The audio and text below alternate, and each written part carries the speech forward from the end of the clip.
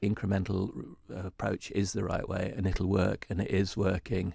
In fact, there were a couple of paragraphs missed out of the letter, the open letter from the Chief Executive in Guernsey in the newspaper version of it. On your website you've got the link to the full letter, but in those first two paragraphs the Chief Executive in Guernsey says the incremental approach is the right way, a big bang wouldn't work. And let's think what we're talking about here. What we're talking about is the good things that Chris Robertshaw describes and the Chief Minister's described. Obviously civil servants have got to work together in the national interest, not in any other interest, their own or the departmental interest. We've got to find ways of doing that. To do that, we need to change the structure of government. That is happening. To do that, we need to take them along with us if we're going to delayer structures, and we're going to change working practices. We need to take civil servants with them, and that's all happening. The crucial thing is there's lots of misinformation here. We don't have 2,300 or 2,500 civil servants in the Isle of Man. 900 tops. In the Isle of Man, in the civil service category, are lumped lots of people like prison officers, social workers who are not civil servants, like people see them in Yes Minister when they went to the Gaiety last week, or from when they remember watching the television series in any version. We only have 800 or 900 civil servants like that. We just lump in lots of other categories, and there's loads more example. Environmental health officers, planning officers, they're all in that category in the Isle of Man, and they're not elsewhere.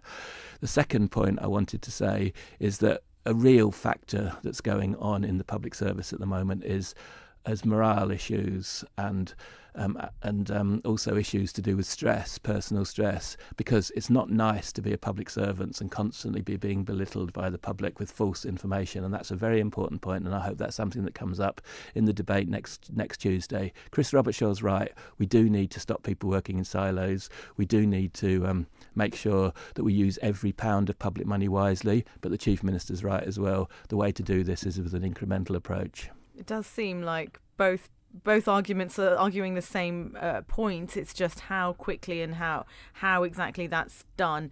Is there a balance in between?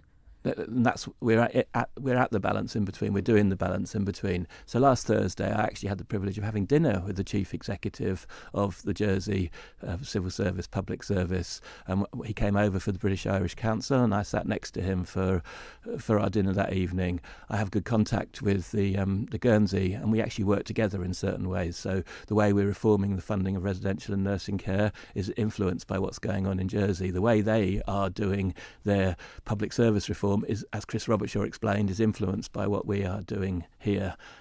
That's important, that's valuable. We compete on certain areas, particularly in terms of how we attract businesses, but in terms of how we deliver public service, there is more commonality than is suggested, and I really do hope that next Tuesday, when we come to Tynwald and have the debate about the programme for government, Chris Robertshaw will make his good points, and the public will be wiser, and will see that we are tackling the big issues to do with the public service, and one of those is morale. Public servants are valuable, numbers need to be stated accurately, and I'll be writing a letter to the Isle of Man newspapers to correct some of their presentation this week.